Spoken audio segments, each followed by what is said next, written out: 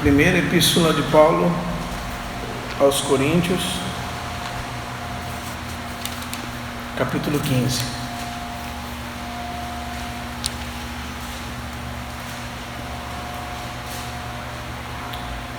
Versículo 17.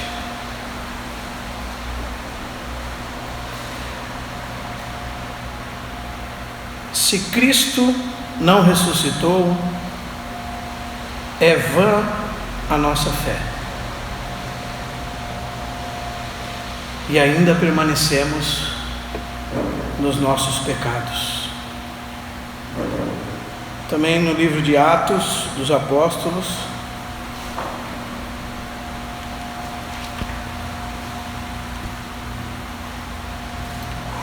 no capítulo 1,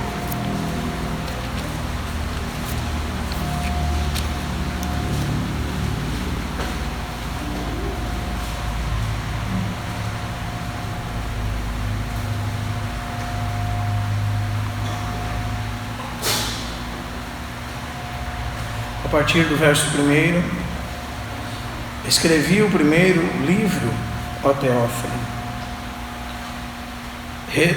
relatando todas as coisas que Jesus começou a fazer e a ensinar, até ao dia em que, depois de haver dado mandamentos por intermédio do Espírito Santo aos apóstolos que escolhera, foi elevado às alturas. A estes também, depois de ter padecido, se apresentou vivo, com muitas provas incontestáveis, aparecendo-lhes durante 40 dias e falando das coisas concernentes ao reino de Deus. Hoje estão faltando muitos irmãos e,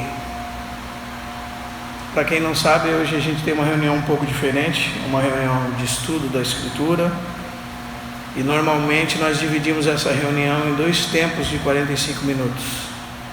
Não é uma reunião que tem cânticos.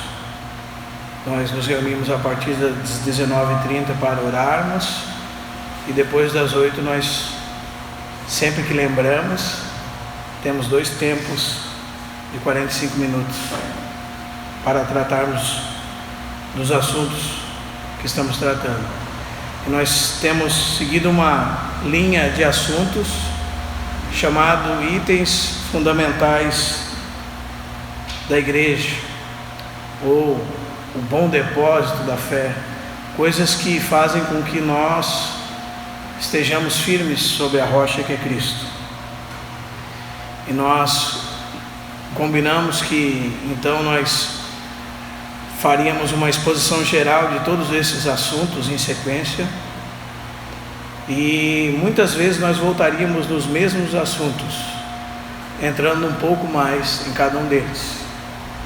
E nós chegamos na semana passada no assunto da ressurreição, mas já tratamos de vários outros itens. O primeiro deles foi a palavra de Deus, e nesse tema nós vamos estudar bastante coisa com respeito à palavra de Deus: sua revelação, sua inspiração, sua iluminação, sua autoridade, sua inerrância,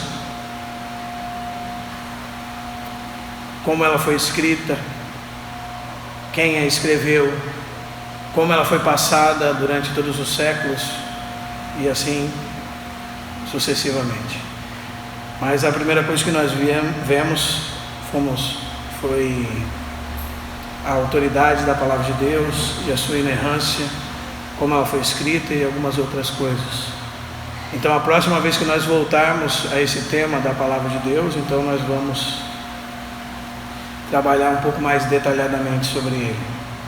Depois, o segundo tema foi a Trindade, a revelação de um Deus único, porém que subsiste em 3 pessoas distintas, coeternas, coiguais e consubstanciais.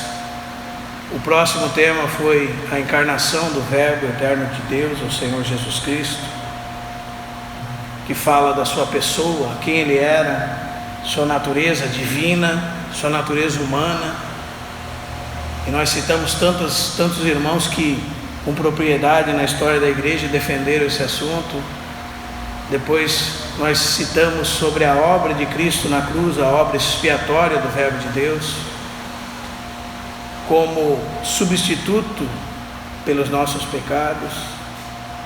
Nós levamos bastante tempo estudando a obra dele como o nosso sacerdote, profeta e rei. E agora nós entramos no assunto da ressurreição. Amém, irmãos? E semana passada nós falamos que nós íamos olhar esse assunto de dois aspectos diferentes. Primeiro, o aspecto histórico disto, para que nenhum irmão ou irmã pense que a sua fé está baseada em algum tipo de conto, mas que realmente a Bíblia, como nós lemos aqui no livro de Atos, nos apresenta provas incontestáveis que Jesus apareceu vivo. Amém? Então você não precisa ter dúvidas disso. E nós mostramos o contexto da sua morte na semana passada. E os irmãos lembram que nós falamos de várias coisas do cenário da sua morte. Os irmãos que estavam aqui, acredito que lembram, né? Nós falamos, por exemplo, que ele realmente estava morto. E talvez para você soe isso como uma surpresa, né? Mas uma das coisas que se alega a respeito de Jesus não estar no túmulo é que ele não havia morrido.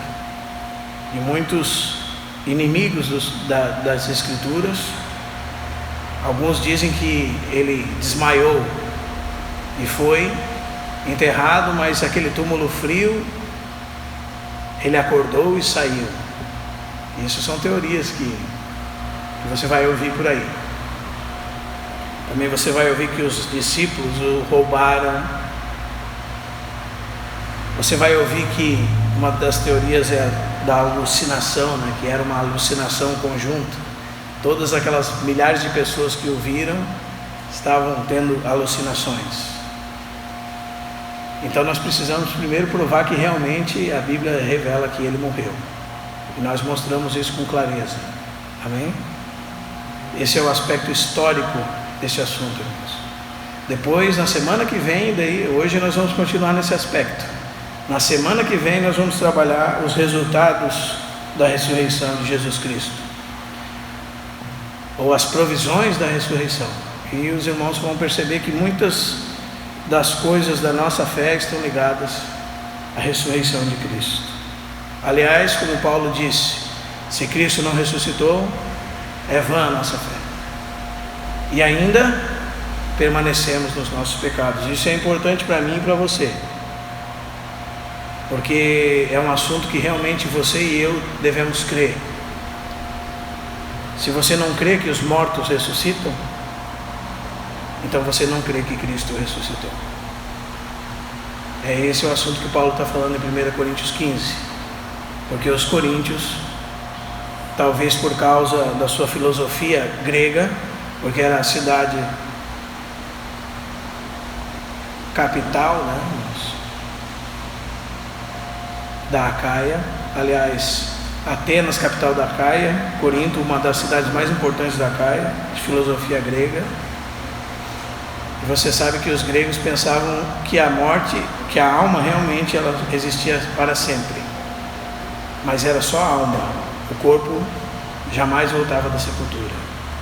E nós que cremos em Jesus Cristo, a Bíblia diz que nós sabemos que os mortos em Cristo ressuscitarão. Mas era uma crença que realmente estava contaminando a igreja de Corinto, a ponto de Paulo escrever mais de 50 versículos somente sobre esse tema. E é um tema extenso que você encontra no capítulo 15 de Coríntios. Amém? Nós vamos seguindo esse aspecto histórico e semana que vem nós vamos olhar os aspectos, vamos chamar assim, teológicos, os resultados da ressurreição de Cristo. São muitos. Por exemplo, 4:25 de Romanos diz que ele foi entregue por causa dos nossos pecados. e ressuscitou por causa da nossa justificação. 1 de Pedro 1,3 fala que nós fomos, por causa da ressurreição de Cristo, regenerados para uma viva esperança. Então há muitos aspectos da ressurreição de Cristo ligados a nós. E se Cristo não ressuscitou, vai a nossa fé. Amém, irmãos? Então você precisa olhar para dentro de você. 10:9 de Romanos diz que se você não crê de todo o seu coração que Deus ressuscitou a Cristo dentre os mortos, você não é um irmão. Porque você precisa confessar com a sua boca que Jesus é o Senhor de tudo, e com o seu coração crer que Deus o ressuscitou dentre os mortos. E hoje, seguindo nesse aspecto histórico, nós vamos olhar as aparições de Cristo ressuscitado. E são muitas. E essa sequência que nós particularmente vamos ler o texto é exatamente, irmãos, a sequência cronológica das aparições de Cristo. Por exemplo, talvez você não saiba, mas a Bíblia é muito atacada no que se refere ao cenário da morte e ressurreição de Cristo, como tendo coisas contraditórias nele. Porque, e uma dessas coisas é que Jesus mandou eles para Galiléia e lá eles o veriam.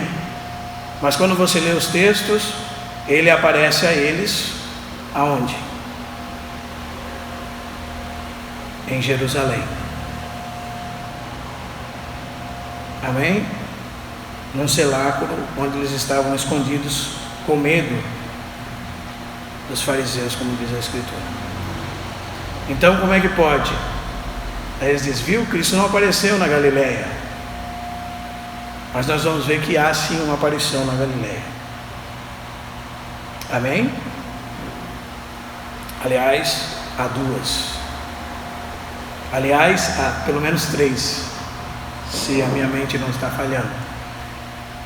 Mas as primeiras realmente foram nos arredores de Jerusalém e em Jerusalém. Então vamos entrando nos textos. Particularmente, irmãos, a gente vai fazer poucos comentários, mas se os irmãos quiserem marcar os textos, é de bastante importância.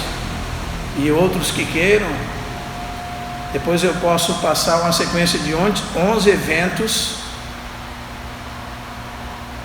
que você pode encontrar na Escritura e que estão nos 4 evangelhos. Mas eu vou passar para vocês em sequência cronológica eles, depois que Cristo ressuscitou. Amém? Os irmãos que quiserem podem fazer uso deles para o seu estudo pessoal. Então vamos às aparições de Cristo ressuscitado. A primeira pessoa que viu Jesus Cristo ressuscitado foi Maria Madalena, aquela que ele expeliu 7 demônios. E nós encontramos esse texto em João capítulo 20.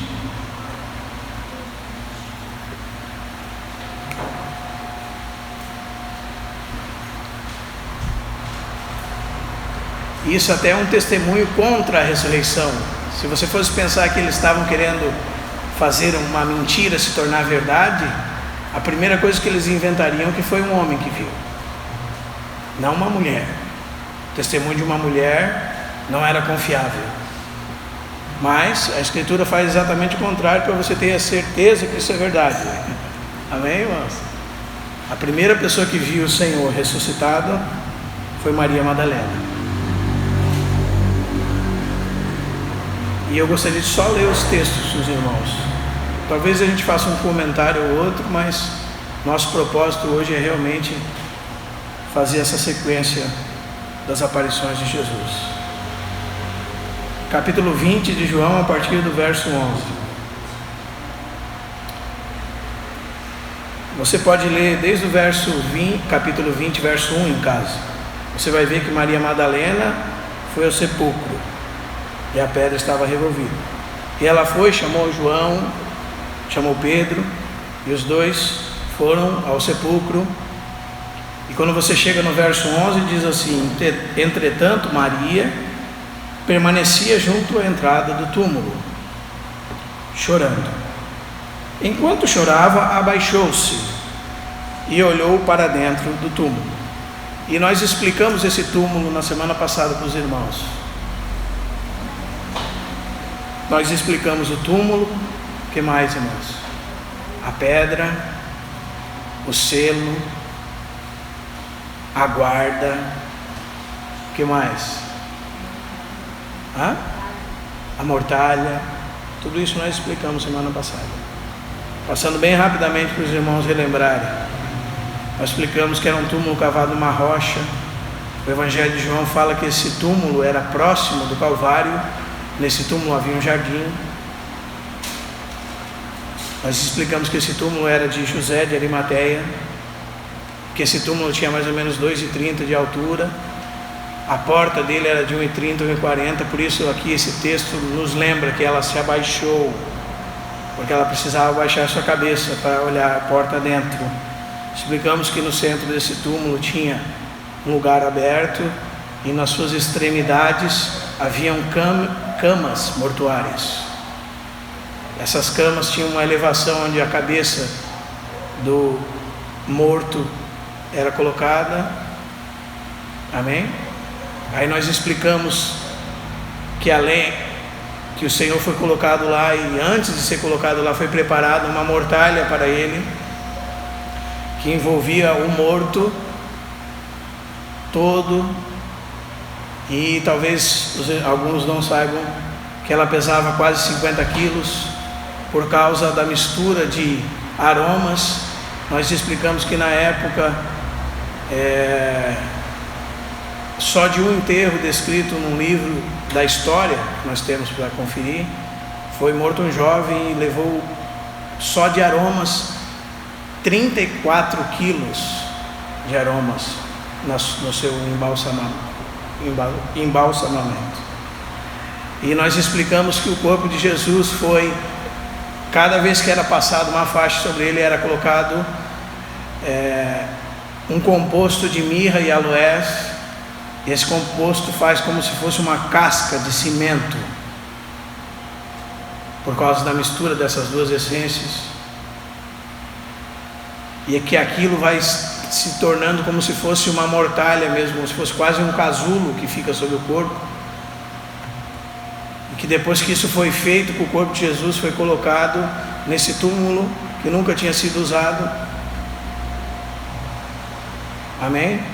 Depois foi descida uma pedra de pelo menos 2 toneladas e que precisava de 20 homens para descê-la. E ela corria num trilho e ela descia de cima para baixo, quando se tirava aquele apoio, e ela descia sobre a porta do túmulo. Então, além de tirar a pedra, eles tinham que tirar a pedra para cima. Amém? Precisava de 20 homens só para empurrá-la ou movê-la. Por isso que a pergunta das primeiras mulheres que estão indo a caminho é: quem nos removerá a pedra? Porque era praticamente impossível removê-la. E existe um livro chamado Quem Moveu a Pedra. E esse livro é escrito por um advogado que o intuito dele era escrever sobre toda a morte de Jesus, seu sofrimento, mas ele não acreditava que ele ressuscitou e nem nenhum tipo de operação sobrenatural. Então, ao estudar as Escrituras e todos os documentos que falavam a respeito das Escrituras, no meio do caminho ele foi entre os tantos outros que creu que o Senhor ressuscitou e se tornou um irmão. E ao invés de ele escrever um livro comum, ele escreveu um livro cristão. E o nome do livro dele era Quem Moveu a Pedra? Porque era uma pedra que não era facilmente movida. E nós explicamos quem moveu a pedra, porque está lá em Mateus 28. E a palavra no grego é que alguém pegou a pedra pela mão e levou longe. Os irmãos lembram que nós falamos sobre isso? E além disso, levou longe e sentou sobre ela. E por causa daquela visão, os guardas ficaram em estado de choque, como se estivessem mortos. Mas a pedra desceu sobre esse túmulo, nós explicamos a pedra, nós explicamos que sobre essa pedra eles colocavam uma corda e selavam essa corda que envolvia toda a pedra com uma argila, e sobre essa argila ia um selo do governador, e quem violasse esse selo, ele teria a mesma sentença daquele que morreu, porque a sentença para a violação do selo, então ninguém ia se envolver em tirar aquele selo de lá, irmãos. Vamos dizer assim na nossa linguagem popular, ninguém era bobo de tirar o selo de lá. Amém? Nós falamos da guarda, que quando o governador chega para os fariseus, os escribas, os sacerdotes, e diz assim: eis aí uma escolta, ele está falando dos homens que poderiam matar um homem só com uma mão, e andavam em grupos de 4 homens. Uma escolta é um grupo de 4 homens. E quando você lê aqueles que guardaram Pedro no livro de Atos, você vai ver que só para guardar Pedro haviam 4 escoltas de 4 homens. Então vamos imaginar que só foi esse tanto que guardou o túmulo. Seriam 16 soldados que eram chamados de a arma de guerra do Império Romano. E foram esses homens que foram incumbidos de ter o corpo de Jesus em custódia.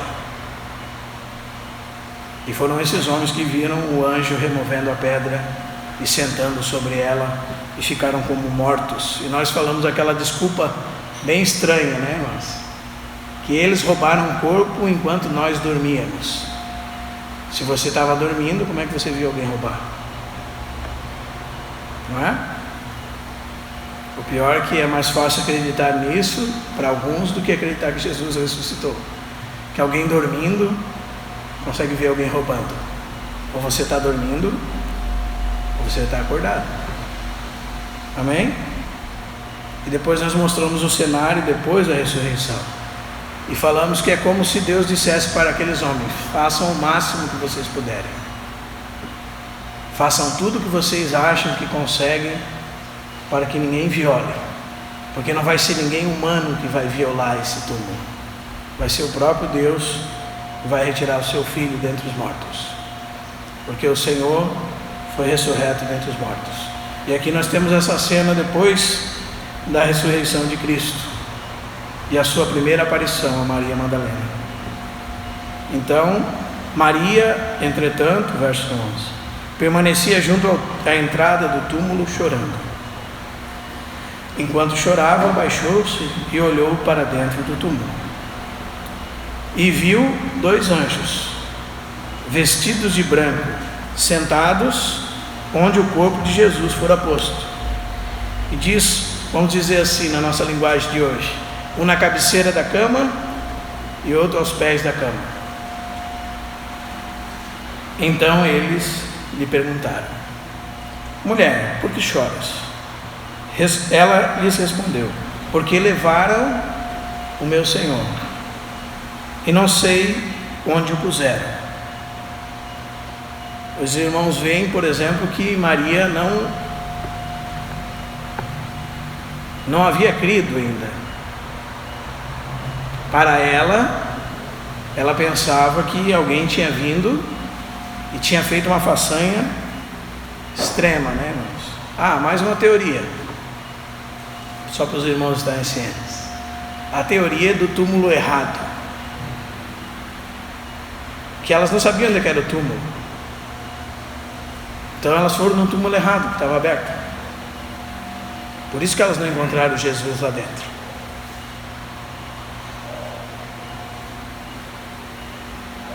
Mas diz que ela sim encontrou 2 anjos lá dentro, um sentado aos pés e outro à cabeceira. E diz: tendo dito isso, voltou-se para trás e viu Jesus em pé, mas não reconheceu que era Jesus. Perguntou-lhe Jesus: mulher, por que choras? A quem procuras? Ela, supondo ser ele o jardineiro, respondeu: Supondo ser o jardineiro, por quê, irmãos?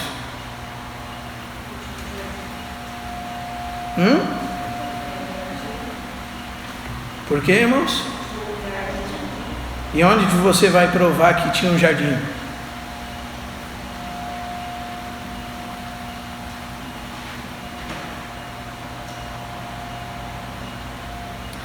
Verso 41 do capítulo 19.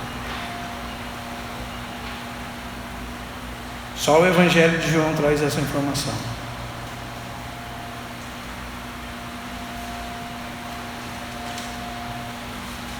No lugar onde Jesus fora crucificado, havia um jardim. E neste, um sepulcro novo, no qual ninguém tinha sido antes posto. Preste atenção, irmãos, nós só estamos lendo o contexto histórico da ressurreição de Cristo. Ainda que nós vamos tocar algumas pinceladas da nossa vida e o que isso reflete na nossa prática de vida cristã, nós vamos ocupar, vamos dizer assim, essas duas primeiras reuniões, a passada e agora, mais friamente. Mas é importante essas coisas, amém?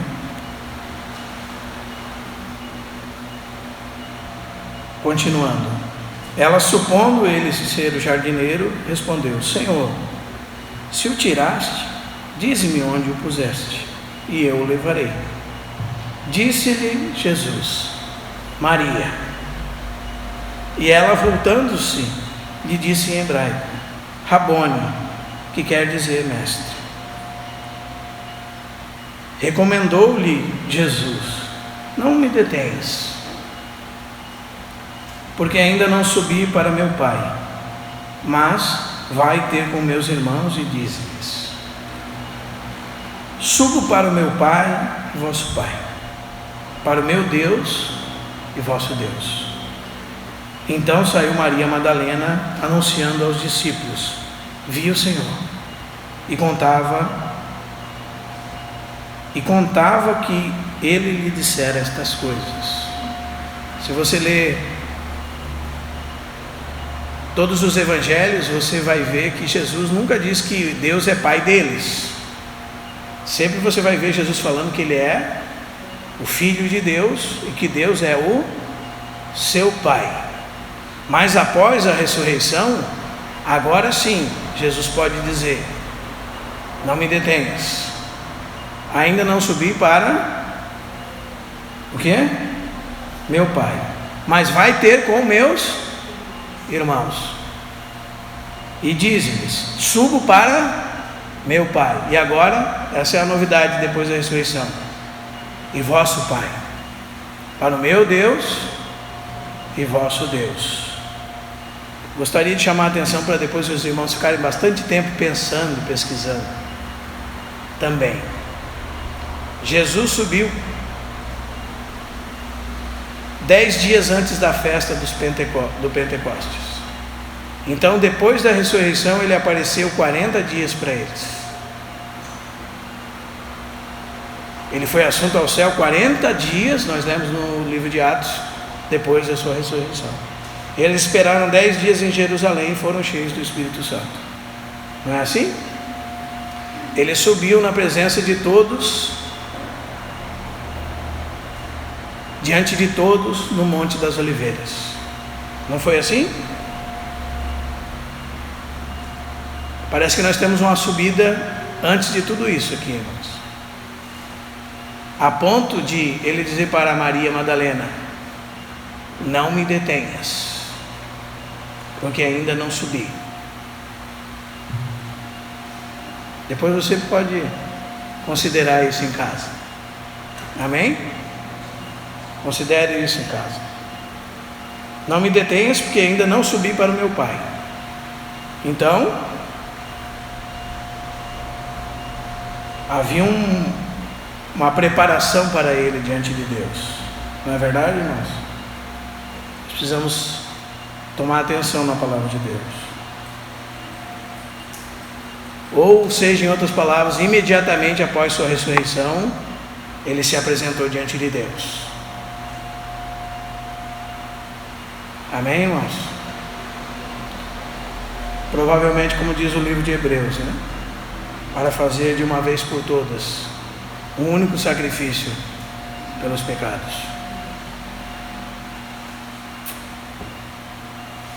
Seguindo o texto,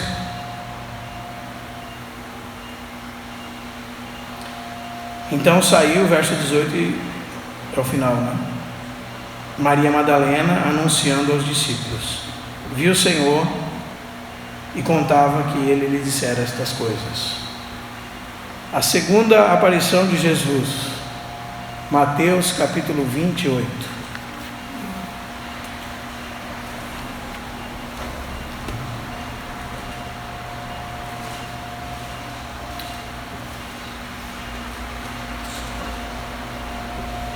Versículo, nós vamos ler a partir do verso 1. Ao findar do sábado, ao entrar o primeiro dia da semana, Maria Madalena e a outra Maria foram ver o sepulcro. E eis que houve um grande terremoto, porque um anjo do Senhor desceu do céu, chegou-se, removeu a pedra e assentou-se sobre ela. O seu aspecto era como de um relâmpago, e a sua veste alva como a neve. E os guardas ficaram tremendo, espavoridos, e ficaram como se estivessem mortos. Mas o anjo, dirigindo-se às mulheres, disse: não temas, porque sei que buscais Jesus, que foi crucificado. Ele não está aqui, ressuscitou, como tinha dito. E nós vimos várias vezes que o Senhor disse que haveria de ressuscitar. Vinde ver onde ele jazia. E nós também citamos o assombro das pessoas que viram onde Jesus jazia. Sabe por que as pessoas ficaram assombradas quando viram onde Jesus jazia, irmãos? Porque viram uma mortalha intacta e vazia. Então não havia como não se assombrar de um testemunho como esse. Só para os irmãos entenderem bem. Ficou ali intacta e vazia, não uma pedra somente. Em cima dessa pedra, toda aquela produção de mirra, aloés, bálsamos, envolta em panos, ficou ali, sem corpo dentro. Sem corpo dentro, irmãos, significa que ela ficou ali, enrijecida e vazia. Por isso podia chamar os anjos, as mulheres, e dizer assim: ó, vim ver de onde ele jazia. Por isso que lá no Evangelho de João, no capítulo 20, que nós estávamos lendo, diz que João abaixou-se, viu os lençóis e creu. Amém? Porque eles têm uma visão um pouco diferente daquilo que nós estamos acostumados a entender quando nós lemos o texto. E continuando: e depois depressa dizei aos discípulos que ele ressuscitou dos mortos e vai adiante de vós para a Galiléia, e ali o vereis. É como vos digo. E retirando-se elas apressadamente do sepulcro, tomadas de medo e grande alegria, correram a anunciá-lo aos discípulos. E agora os irmãos têm o contexto da segunda aparição de Jesus. Agora vamos fazer a cena completa. Essas mulheres foram ao sepulcro. Amém? Viram essa cena. Voltaram, chamaram os discípulos. Aí você entra em João capítulo 20. Quais foram os discípulos que foram até o túmulo? João capítulo 20, a partir do verso 1. Pedro e João. E com eles estava uma dessas mulheres, Maria Madalena. Eles olham, vão correndo até o sepulcro, entram no sepulcro. Pedro entra primeiro. João diz que abaixou-se, viu os lençóis e creu. E eles foram embora. E daí você entra lá no capítulo 20 de João, verso 11. Mas Maria, entretanto, permanecia no sepulcro. Amém, irmãos? Agora você então encontra este contexto. Elas na sua volta, as outras mulheres na sua volta, E fala assim, verso 8: e retirando-se elas apressadamente do sepulcro, tomadas de medo e grande alegria, correram a anunciá-lo aos discípulos. E eis que Jesus veio ao encontro delas e disse: salve. Depois que elas já haviam saído do sepulcro, onde o Senhor os encontrou? No caminho, indo contar aos outros discípulos. E disse a elas: salve, que pode ser traduzido também como alegrem-se. E essa é uma palavra importante, fruto da ressurreição, alegria. Se não houvesse ressurreição, ao terceiro dia não havia alegria. E é uma das palavras importantes. Às vezes você fica assim: Jesus disse oi. Não, há muito significado por trás dessa palavra. Salve. E elas, aproximando-se, abraçaram-lhe os pés e o adoraram. Então Jesus lhes disse: não temas, ide avisar a meus irmãos que se dirijam para a Galiléia e lá me verão. Vamos para a terceira aparição, irmãos. Os irmãos sabem que isso está escrito em 1 Coríntios capítulo 15, verso 5. Lá usa o nome em aramaico de Pedro, o nome Cefas. E Paulo diz assim: não vai ser esse que vocês precisam abrir, só vou ler para os irmãos bem rapidamente. Vá guardando essa sequência, irmãos. Verso 5 do capítulo 15 diz assim: e apareceu a Cefas. E quando você tem a história dos discípulos de Emaús, e depois eles voltam a contar aos outros discípulos o que eles viram, diz assim: vinde, o Senhor ressuscitou e já apareceu a Simão. Isso está escrito em Lucas. Essa você pode abrir, que nós já vamos ler Lucas 24.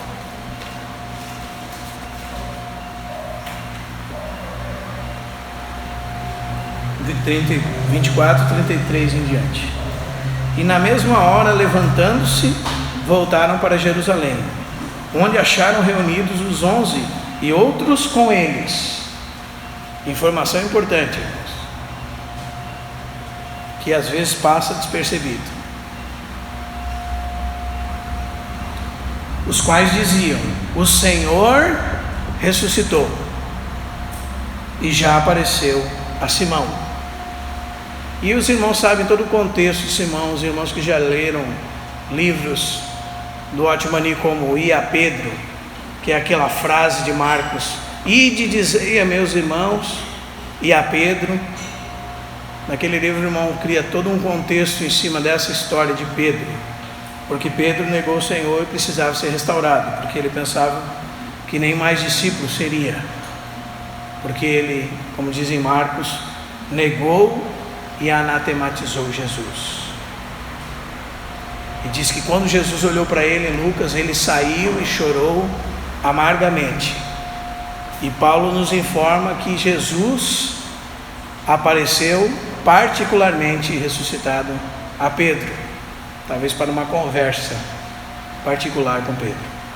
E nós vamos ler a quarta aparição, que é aos discípulos de Emaús. Emaús era uma aldeia que se distanciava de Jerusalém 12 quilômetros. Cleopas, que está no verso 18 do capítulo 24, a história da igreja, Eusébio de Cesareia diz que ele era irmão de José e era tio de Jesus. E ele é um dos dois que tem o nome citado aqui. Só estou dando um dado da história da igreja, não estou falando que essa informação é real. Amém? Mas um dos historiadores do século V dizia que esse homem era tio de Jesus, irmão de José, segundo Eusébio de Cesareia. E esse relato que está aqui no Evangelho de Lucas diz que foi dito pelos próprios parentes de Jesus a Lucas, Eusébio diz.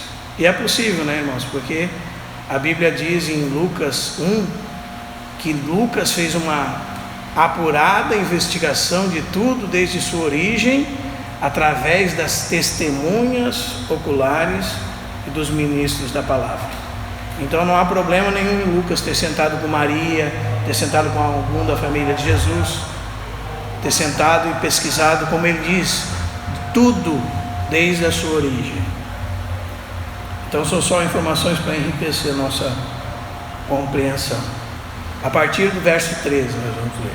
Naquele mesmo dia, 2 deles estavam de caminho para uma aldeia chamada Emaús, distante de Jerusalém 60 estádios, 12 quilômetros, e iam conversando a respeito de todas as coisas sucedidas. E aconteceu que, enquanto conversavam e discutiam, o próprio Jesus se aproximou e ia com eles. Essa é mais uma aparição do nosso Senhor ressuscitado. Os seus olhos, porém, estavam como se impedidos de o reconhecer. Por que essa expressão é importante para nós, irmãos? Depois os irmãos podem ler lá em 2 Coríntios capítulo 15, a partir do verso 14. Porque, ainda que conhecemos Cristo segundo a carne, depois da sua ressurreição, já não o conhecemos assim. Paulo diz para aqueles próprios que estão ouvindo ele de Corinto, que poderiam alguns deles ter conhecido Jesus nos dias da sua carne.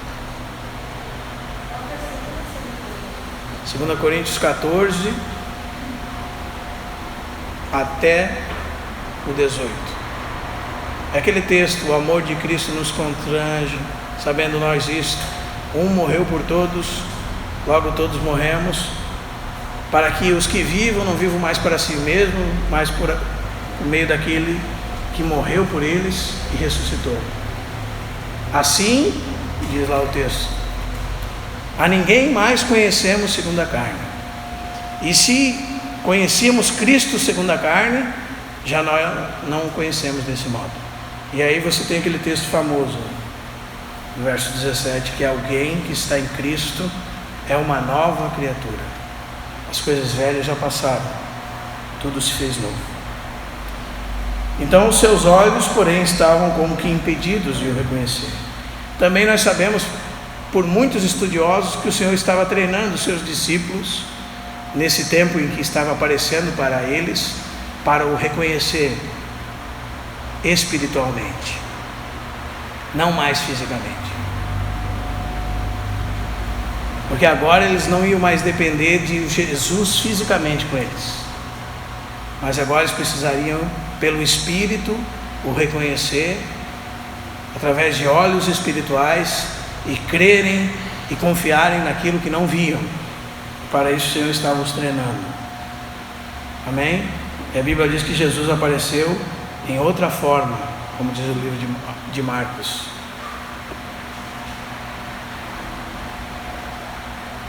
Então lhes perguntou Jesus: que é isso que vos preocupa e de que ides tratando à medida que caminhais? E eles pararam entristecidos. Um, porém, chamado Cleopas, respondeu dizendo: és o único, porventura, que, tendo estado em Jerusalém, ignoras os ocorridos destes últimos dias? Irmãos, depois os irmãos podem pesquisar toda a peregrinação de todos os judeus e prosélitos do mundo que iam para Jerusalém na época da Páscoa. Aí os irmãos vão ver a quantidade de pessoas que ouviram e presenciaram a crucificação de Cristo. E nenhuma delas que estivesse naquele lugar, naqueles dias, esqueceria disso. Amém? Isso é uma informação importante para nós. E o texto está nos chamando a atenção para isso. Continuando, És o único, porventura, que, tendo estado em Jerusalém, ignoras as ocorrências destes últimos dias? Ele lhes perguntou: quais? E explicaram o que aconteceu com Jesus, o Nazareno, que era varão, profeta, poderoso em obras e palavras diante de Deus e todo o povo.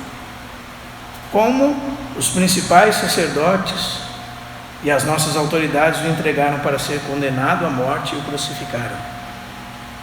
Ora, nós esperávamos que fosse ele quem havia de redimir a Israel. Mas depois de tudo isto, é já este o terceiro dia desde que estas coisas sucederam. É verdade também que algumas mulheres das que conosco andavam nos surpreenderam tendo ido de madrugada ao túmulo e, não achando o corpo de Jesus, voltaram dizendo terem tido uma visão de anjos, os quais afirmam que ele vive.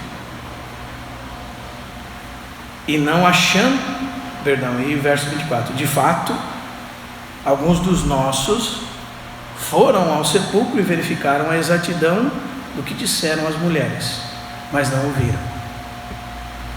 Então lhes disse Jesus: ó nécios e tardos de coração, para crerem em tudo o que os profetas disseram.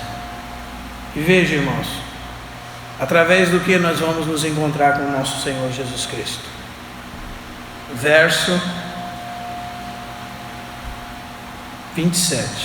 E começando por Moisés, outro nome para o Pentateuco, para os 5 primeiros livros da Bíblia, e todos os profetas, e nós já conversamos sobre isso quando falamos da Bíblia. A Bíblia para Jesus é a Bíblia do versículo 44 de Lucas 24, dividida em 3 partes no Antigo Testamento: lei, profetas e salmos. É isso que Jesus considera ser o Antigo Testamento. Por quê? Porque os primeiros escritos, chamados por nós de livros históricos, são chamados de Jesus de profetas primeiros, como os judeus daquela época consideravam Josué, Juízes, Ruth, 1 e 2 Samuel, 1 Crônicas, 2 Crônicas, 1 Reis, 2 Reis, livros chamados na época profetas primeiros. E depois, por isso que Jesus diz que os expunha o que estava escrito, começando por Moisés, discorrendo por todos os profetas, expunha-lhes o que a respeito constava em todas as escrituras. Quando se aproximaram da aldeia para onde iam, fez ele menção de passar adiante, mas eles o constrangeram, dizendo: fica conosco, porque é tarde e o dia já se inclina. E entrou para ficar com eles. E aconteceu que, quando ele estava à mesa, tomando ele o pão, o abençoou e, tendo partido, lhes deu. Então se lhe abriram os olhos e o reconheceram. Amém, irmãos? Que o Senhor possa produzir isso em todos nós, que os nossos olhos sejam abertos para nós vermos o Senhor, por iluminação do seu Espírito Santo, principalmente quando nós estamos partindo o pão na sua presença, porque a Bíblia diz que Ele que nos convida para a sua mesa. Nós não fazemos uma mesa e chamamos Ele para vir. A mesa é dele, a reunião é dele, e nós precisamos que, quando nós partimos o pão em memória dele, anunciando a morte dele, quer que ele venha, e a palavra diz que ele está presente nesse partir do pão, é ele quem nos convida.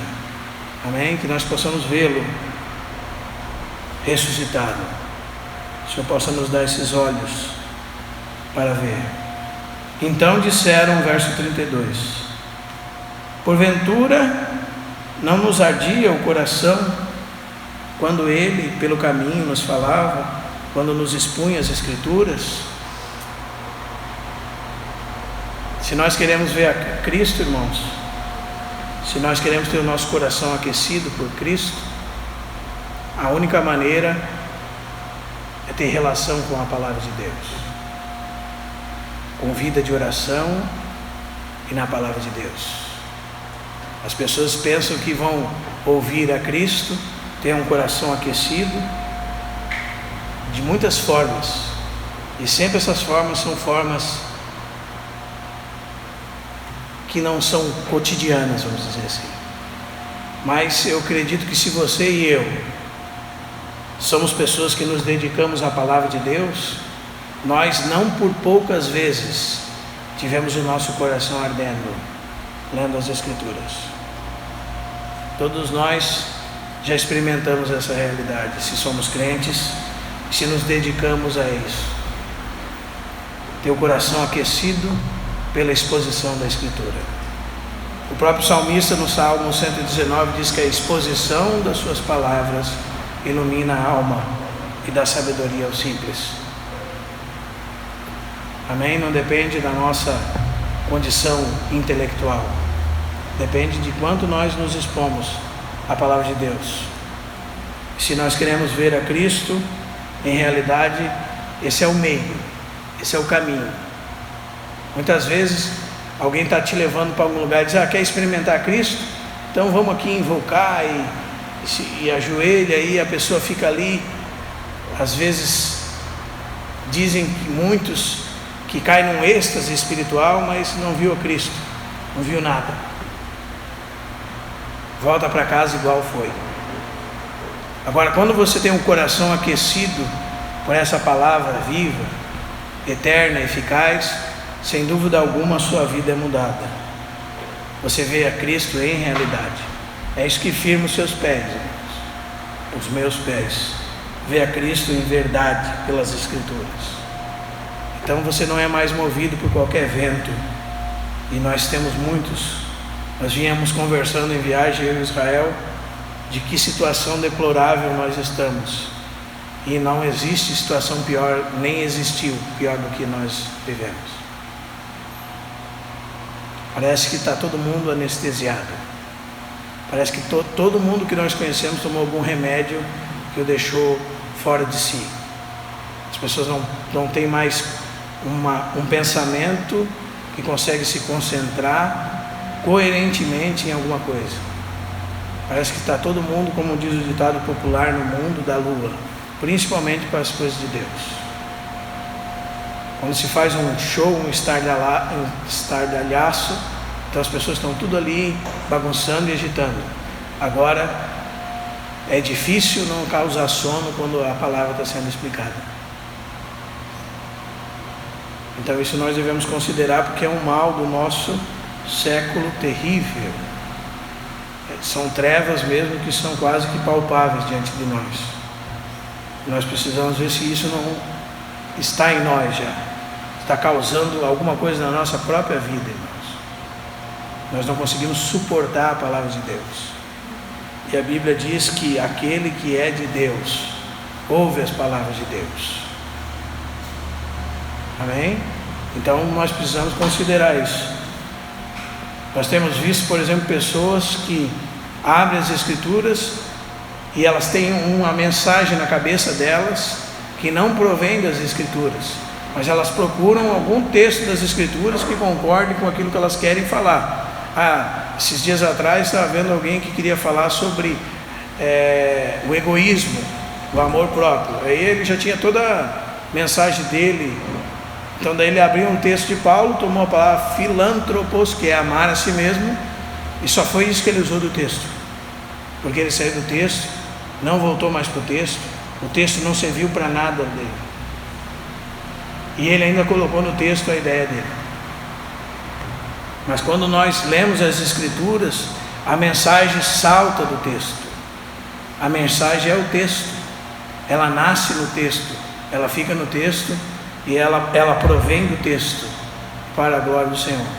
Então isso, aí não tem perigo. Amém, irmãos? Por isso é uma necessidade de nós nos relacionarmos com a palavra de Deus coerentemente e eficazmente. Seguindo aqui então, irmãos. E na mesma hora, verso 33, levantando-se, voltaram para Jerusalém, onde acharam reunidos os 11 e outros com eles, os quais diziam: o Senhor ressuscitou. E agora você tem a terceira aparição e a quarta, né? E já apareceu a Simão. Eles viram Jesus, Simão já tinha visto. Amém? Então os dois contaram o que lhes acontecera no caminho e como fora por eles reconhecido no partir do pão. Agora a quinta aparição aos apóstolos, estando Tomé ausente. Nós vamos usar o texto de João capítulo 20.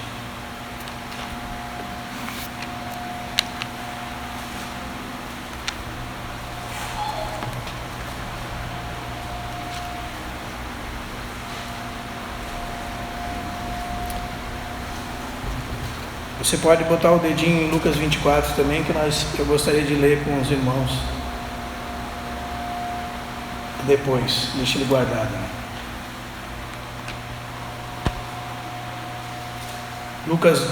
João capítulo 20, verso 19. Ao cair da tarde daquele dia, o primeiro dia da semana, domingo, trancados as portas da casa onde estavam os discípulos com medo dos judeus, veio Jesus, pôs-se no meio deles e disse-lhes: paz seja convosco. Essa é a segunda palavra importante depois da ressurreição. Qual? Paz. 2,14 de Efésios. Por que ele pode dizer para eles: paz seja convosco? Porque Ele é a nossa paz. Paz não é um estado de espírito.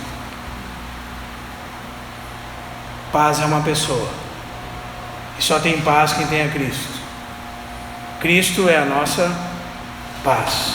Então, como Ele está ressuscitado diante deles, a segunda palavra, que é fruto da ressurreição dele, é paz.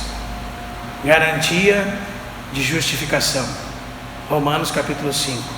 Justificados, pois, mediante a fé, temos paz com Deus. Por quem?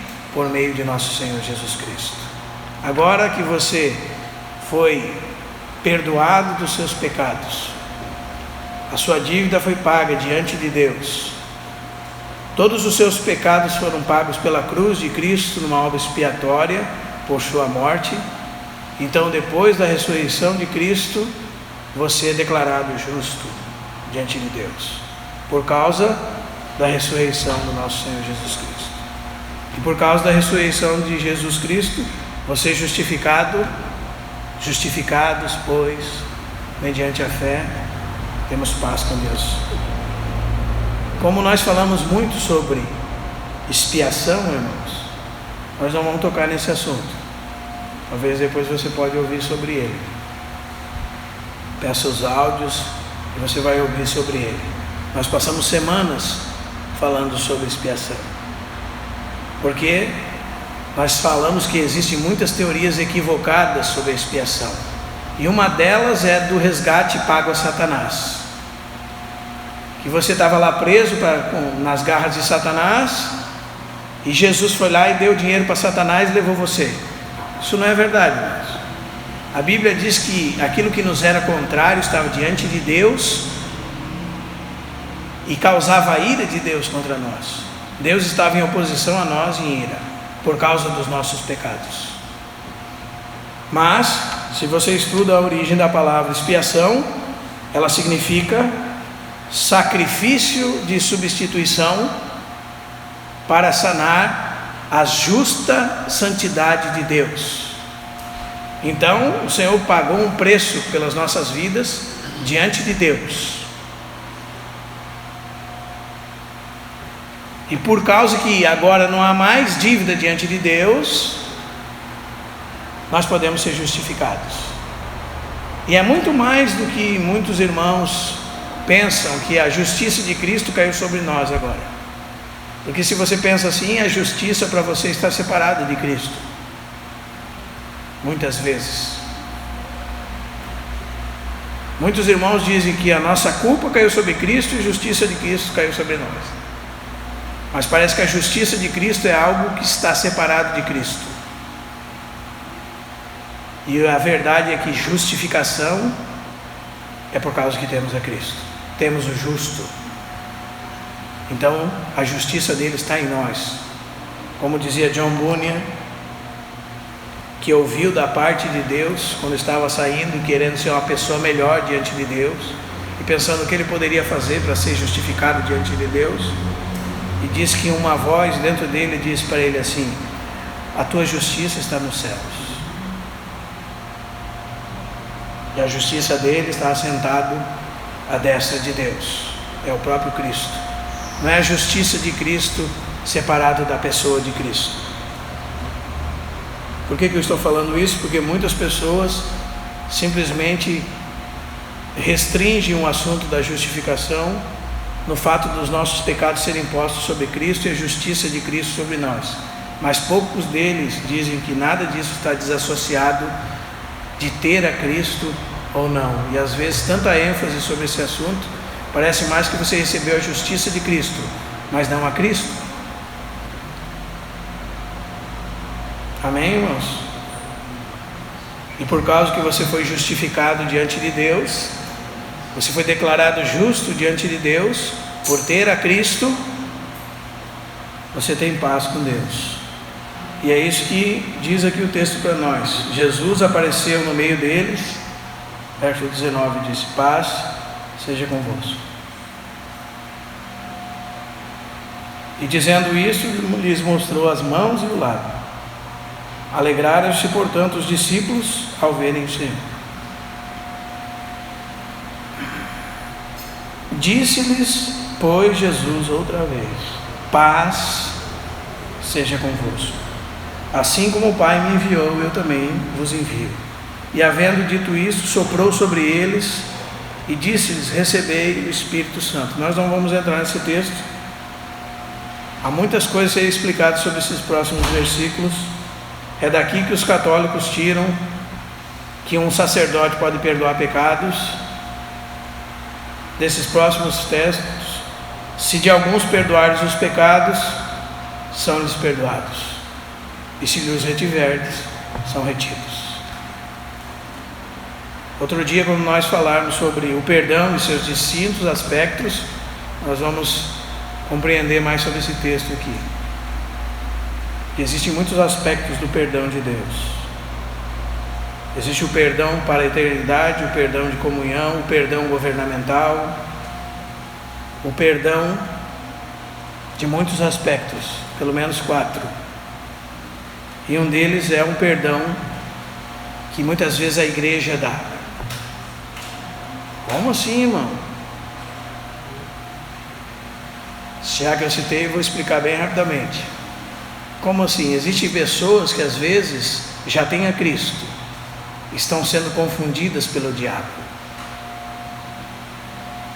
Então elas sempre pedem perdão pelas mesmas coisas que já foram perdoadas por Deus. E por serem novos são confundidos. Então os irmãos podem chegar para eles e dizer: irmão, o Senhor perdoa os teus pecados. Não é que a igreja perdoa pecados, mas é nos quesitos que Jesus está falando. Quais são os quesitos? Assim como o Pai me enviou, ou seja, eu vos envio. Jesus foi enviado da parte do Pai para representar a autoridade de Deus sobre a terra. Assim como ele foi enviado, ele os enviava em nome dele. Ele perdoava pecados. Então, se ele perdoar pecados de alguém e essa pessoa não entendeu direito isso, a igreja tem a autoridade diante dele de dizer: irmão, o Senhor perdoa os teus pecados. E existe outro ponto também aqui nesse perdão, irmãos. Chama-se perdão quando alguém é encarregado de fazer alguma coisa. Esqueci o nome da expressão.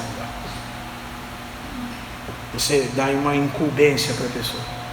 E existem outros que chegam na igreja, não creem no Senhor, fingem que pediram perdão dos seus pecados, se mantêm nas mesmas práticas, Para esses a igreja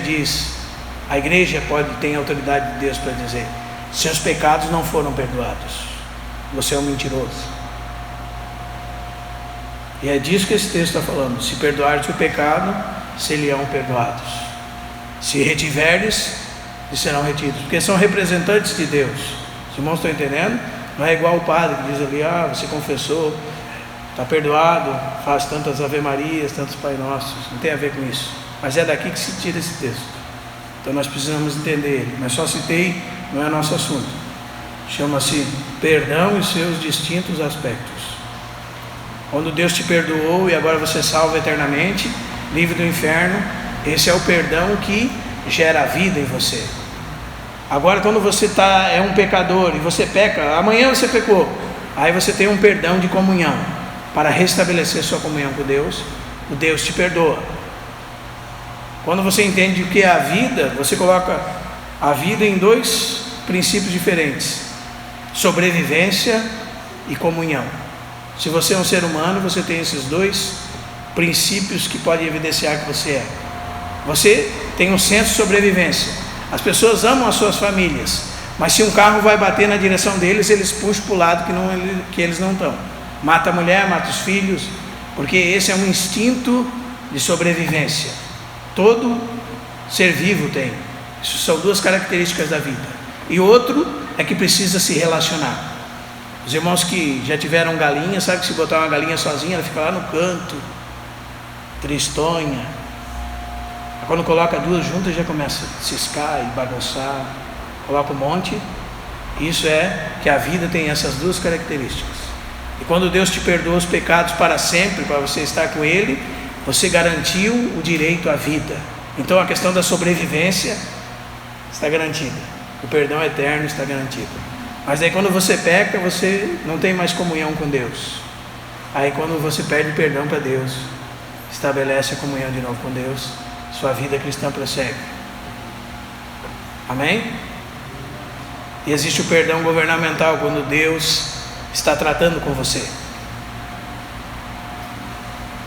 Como assim, irmão? Deus está tratando com você. Deus é como um pai que abre a janela deixa tudo aberto na despensa, e os seus filhos vão lá e roubam bala. Aí ele vai lá e diz para o filho: filho, não rouba bala. Aí ele vai lá de novo, rouba a bala. Daí o pai diz: filho, não rouba a bala. Aí ele vai lá de novo, rouba a bala. Aí o pai perdoa de novo. A terceira vez corrige. A quinta vez o pai vai lá e passa a chave no armário da bala. Agora ele não pode mais comer bala. Ele está proibido pelo pai de comer bala. Ele está sob uma disciplina governamental. E à medida que ele vai se humilhando na potente mão de Deus, então Deus vai liberando isso para ele. Muitas vezes tem irmãos orando contra o diabo e é Deus que está com a mão sobre eles. É a mão governamental de Deus que está sobre eles. E à medida que eles vão se humilhando diante de Deus, o Senhor vai liberando. Agora tu pode abrir ali e pegar uma bala. São o perdão, seus distintos níveis. Amém? Eu só citei isso, irmãos, porque fica difícil a gente passar por um texto difícil como esse e não pelo menos dar um esclarecimento para os irmãos. Amém? Mas o texto que nós queremos enfatizar é a aparição do Senhor com a ausência de Tomé. São 10 discípulos, Judas já morreu, Tomé não estava presente. E agora abra lá em Lucas 24, que eu pedi para você deixar o dedo, que nessa aparição Jesus faz coisas. Uma delas é comer com eles.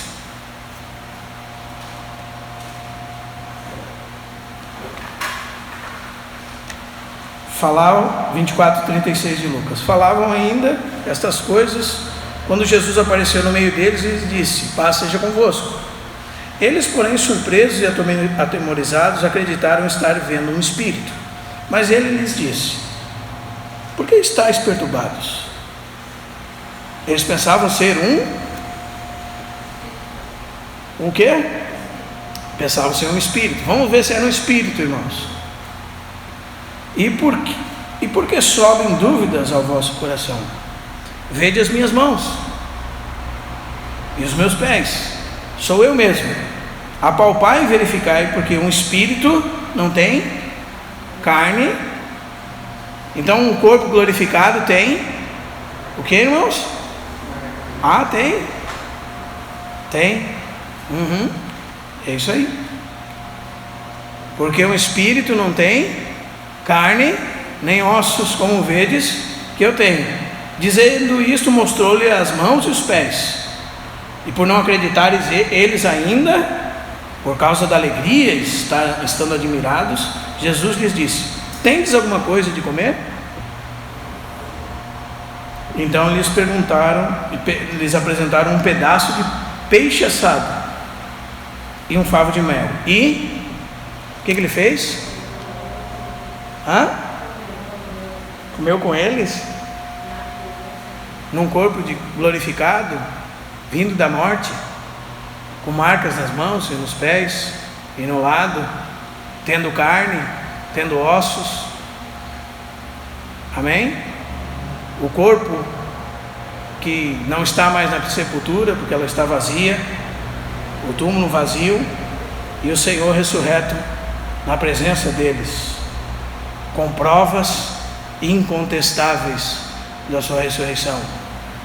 Então a sua fé não se baseia em um mito. Amém, irmãos? Está baseada na verdade e com provas. E você sabe como se examina se uma história é verídica ou não. Se você estiver fazendo uma experiência científica, então você faz uma experiência observável. Ciência chama. Você executa o mesmo processo centenas e milhares de vezes, então você tem a prova que aquilo é daquela maneira. Você quer descobrir se a gravidade existe? Pega uma maçã, solta 20 vezes no chão, 1000 vezes. Se você soltar 1 milhão de vezes, ela cai no chão. Aí você descobre a lei da gravidade. Mas quando você está falando de um fato histórico, você precisa de documentos históricos, dos relatos das testemunhas, e que todos eles convirjam para essa mesma verdade, e não haja maneira nenhuma de refutar essa verdade. E é isso que você tem nas suas mãos, a Bíblia Sagrada, que é um documento não só teológico, histórico, e que prova que Jesus ressuscitou de uma forma que não existe maneira de refutar. Amém, irmãos? Seguindo agora, os apóstolos com Tomé presente. E é um texto bem interessante, irmãos, porque Tomé, eu acho que é o ser humano mais mal compreendido da face da terra. Todo incrédulo é chamado de Tomé. Não é assim? Recomendo aos irmãos ver um vídeo do Dr. Carson, a maior autoridade do Novo Testamento viva hoje. E ele expõe esse texto de Tomé, de João 20. E há muito assunto nessa aparição do Senhor a Tomé, que mostra que realmente Tomé só queria realmente entender. E a fé, ela não tem problema nenhum com a mente. Você pode considerar. Quanto mais você considerar, mais você vai crer. Não tem problema nenhum, elas não estão em oposição. Elas estão em oposição quando se trata de crendices. Quando fala de pega essa rosinha e leva para casa que vai te abençoar, pega esse medalhão e leva para casa, aí sim, aí a mente humana vai entrar em oposição. Mas quando você falar de fé mesmo, daquela que considera questões sérias, então você vai encontrar um homem como Tomé. Existe muito motivo para a incredulidade, irmãos.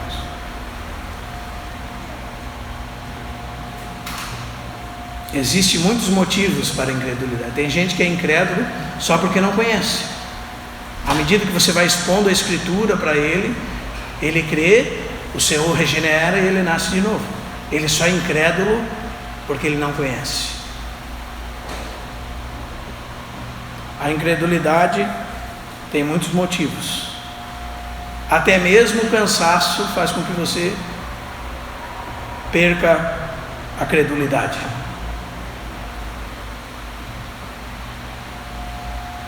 Uma mente que não está sã prejudica você crer. Você precisa que o Senhor restaure a sua mente. Por isso que nós que tratamos, por exemplo, com pessoas lá do sítio do Júnior, nós temos que sempre estar orando que o Senhor restaure a mente daquelas pessoas que por causa do uso de entorpecentes danificaram o seu físico, o seu fisiológico, e não são capazes de nem mesmo entender uma frase e discernir e interpretá-las direito. Então nós oramos que o Senhor restaure a mente para que eles possam receber a palavra, possam vir a crer pelo ouvir a palavra, porque é através da palavra que a fé vem ao coração. Amém? O assunto de Tomé, então. Daí a gente vai dar uma... Não, irmãos, perdão, nós vamos parar 2 minutinhos.